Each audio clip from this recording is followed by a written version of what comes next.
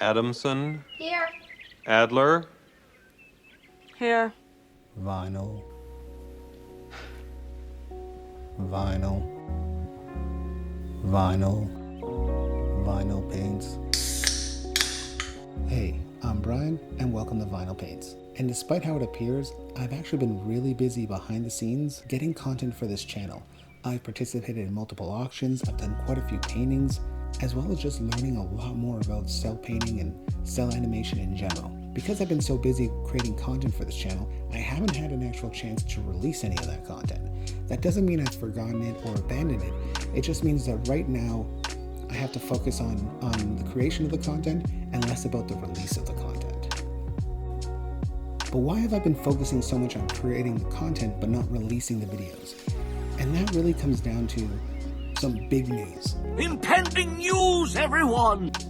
On November 22nd and 3rd, I will be doing my first multi-day convention for vinyl paints, and that will be at the Toronto Game Expo. I'm really excited. I've never done a multi-day expo. I've been applying for years to get into different expos, but usually they're full or they have too many returning artists, and I've never been given an opportunity to participate in a multi-day expo. But this left me with a good problem. I don't know if I have enough paintings ready to exhibit. So the last little while I've been really doubling down my efforts and focusing on getting paintings ready so that I have something to exhibit and show at this convention. Like I said, it's a good problem, but it does mean that the editing has taken a backseat.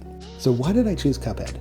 Well, there's two main reasons. I mean, one, it's a true love letter to rubber hose animation. The passion that went behind this and the design, the principles, the animation is noteworthy not only as a video game, but as traditional animation as well.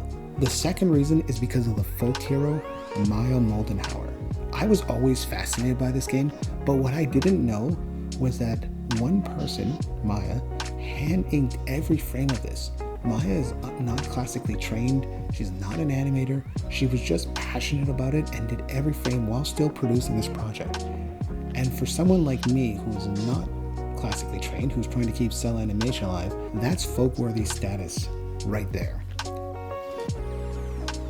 This was a really fun project with a little asterisk beside it, because there were moments where I was like, oh, this is going really, really well and a lot of fun. And then like moments of mild frustrations, much like the game. It started with the drawing process where I took a lot of reference from promotional material for the game, but then I realized I probably was also looking at material that was used for the cartoon, because I noticed that the video game typically has the eyes go up to the top of the cup, and a lot of and my characters both ended up with below the line, below the cup, their eyes ending below the cup, which is kind of more how they did it in the actual animation. And like I said, then I would start the inking process. It was going great, then it wasn't. Then we started with the painting process. It was going great, and then it wasn't. It was just a really kind of like enjoyable experience, but like I said, it had those asterisks which were like, why are you doing this? What's going on here? It's amazing that even after years of cell painting, I still run into problems that I don't really understand why or can explain. Earlier in the video, you may have noticed that I was actually working on 3 paintings. I was actually only ever going to do 2, but the inking on one of them was just not adhering to the cell whatsoever. And the crazy part is that for most of it, it was working fine, but then all of a sudden the ink just wouldn't adhere to the cell. I have no idea why. I did the normal process. I tried to wipe it down before I used it to make sure there was no residue or oils left.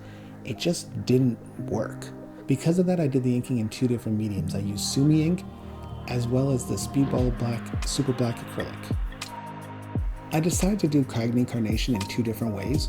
One was as its own cell layer, and one was as part of the background. I just wanted to see if there was going to be a major difference in how it appeared when it was a final product.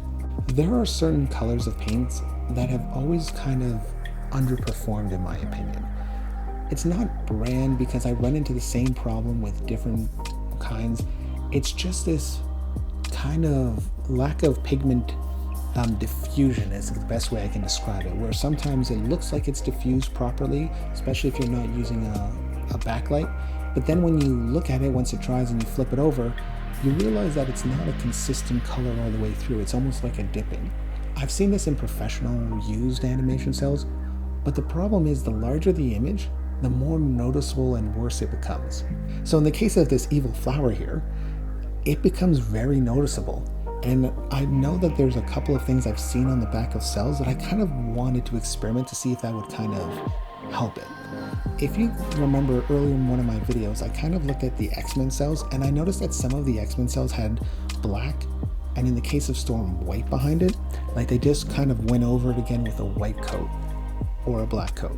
So in my head I was thinking maybe that was done for not only transparency issues, but also to kind of like fill in those pigment issues. So I decided to experiment with that on this painting, and I decided to do part of the sun in with a second coat of white after it dried, as well as the second part in black after it was done.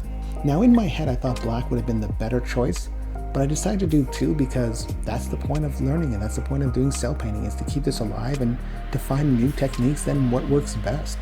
And much to my surprise, the white worked way better.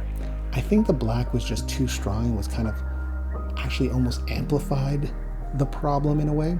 So I'm glad that I learned this. It is frustrating that even sometimes with the proper tools and proper mediums, you still run into issues like this. I don't think this is as much of an issue if you're doing a smaller character, but when you're doing something the size of this flower, it becomes more noticeable because it takes up so much more of the frame. I will say that this is very much a problem with certain colors, and I've noticed it the most with the yellow and with anything that's kind of like yellow-red based. I don't know if anyone here has played Cuphead. It's kind of a difficult platformer, especially if you haven't played like a serious platformer in a while. It's actually can be very unforgiving and difficult, and that's part of the charm and joy of it. But this flower, Cagney Carnation, is evil incarnate. In the game, he's an evil incarnate, and that's somehow translated onto this cell painting. I just decided to throw him in as kind of like a nice background. I thought it would be nice and simple. It's a circle, easy to draw, easy to paint. Oh, I gotta take a breath here. The amount of problems I had on this evil carnation is unexplainable. I had to switch paint because I was originally using Toontone's orange for the petals, and they just would not go to the edge of the actual where I was painting it to.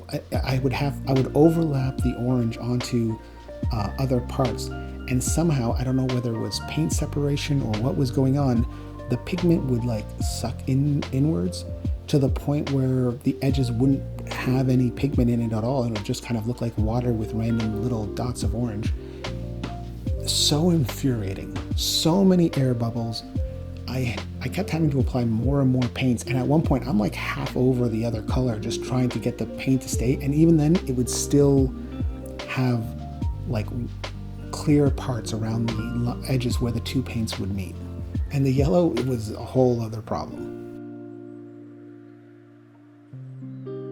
This was actually a surprising project. Not surprising in like a terrible way, just like the game, it made itself difficult. The good part about this all is that I got to experiment with some different techniques, as well as do some side-by-side comparisons of different techniques in use. So overall, fun project, and I think it turned out pretty good.